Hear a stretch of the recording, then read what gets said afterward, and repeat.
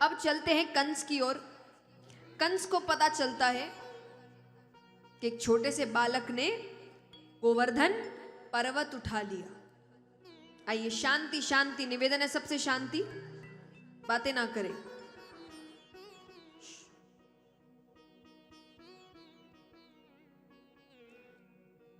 तो कंस को पता चलता है कि एक छोटे से बालक ने पूरा गोवर्धन पर्वत उठा लिया। वो समझ गया मेरा काल यही है।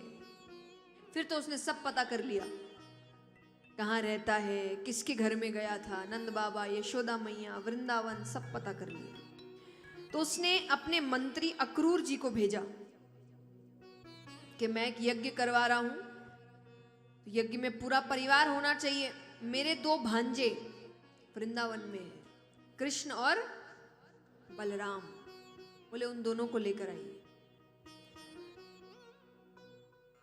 अक्रूर जी जानते थे ये प्रेम तो नहीं है, पर राजा का आदेश हुआ है तो जाते हैं।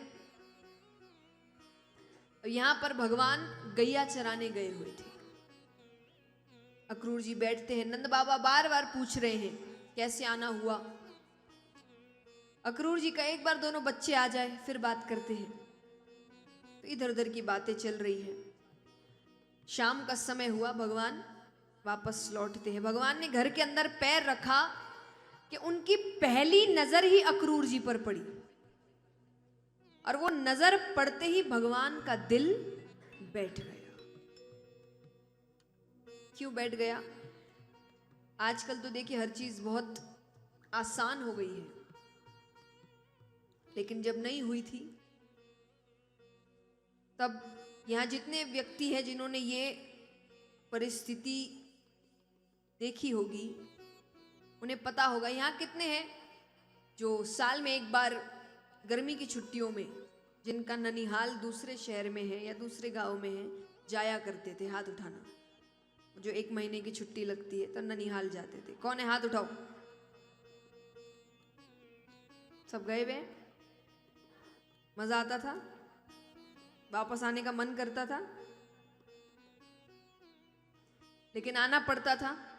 तो जो लास्ट डे होता था कि जब वापस आना है, तब दिल कैसे बैठता था कि सब मस्ती के दिन, कल से वही काम, वही पढ़ाई, वही स्कूल।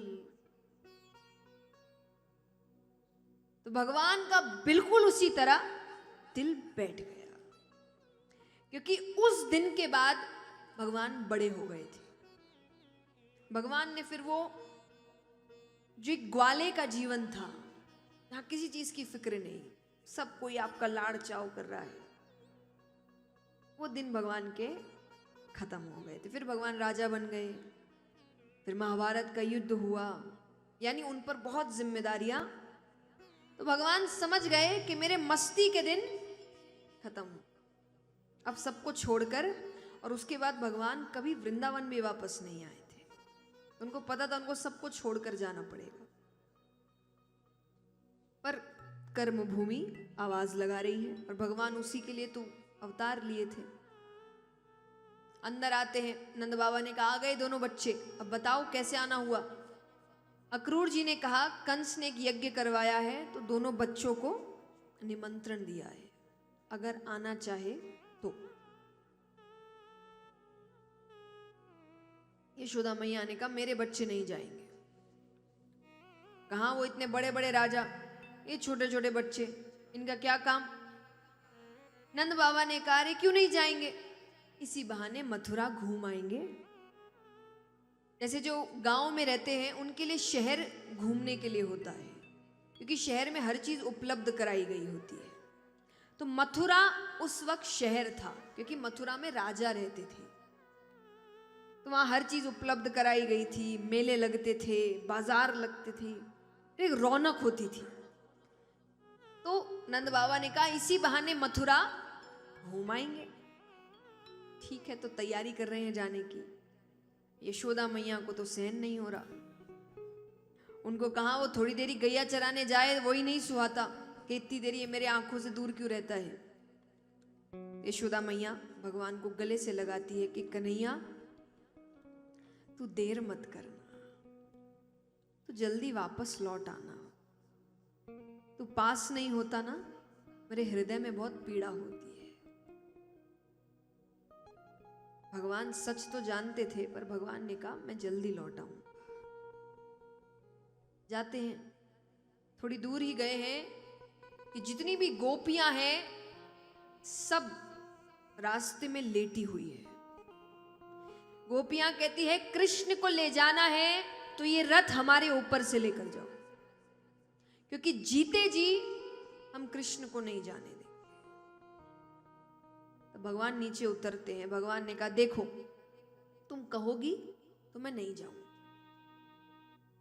और अगर मैं नहीं गया तो मुझे बहुत तकलीफ होगी, मुझे दुख पहुंचेगा।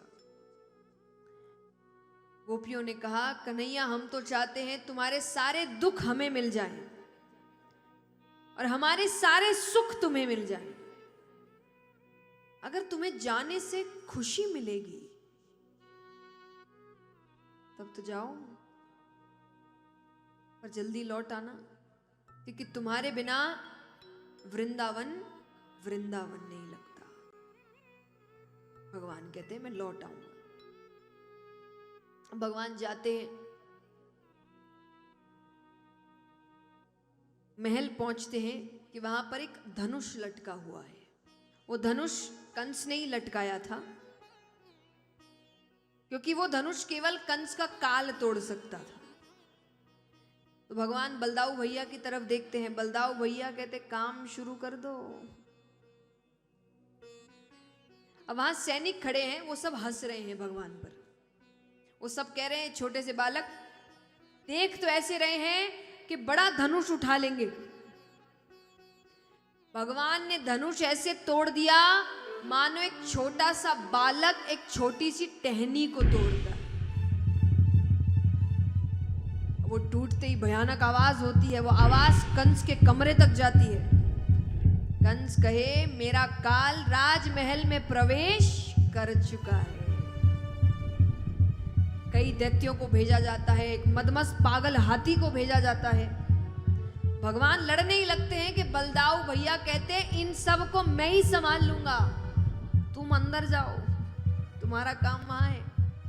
भगवान कंस के पास जाते हैं, दोनों के बीच युद्ध होता है।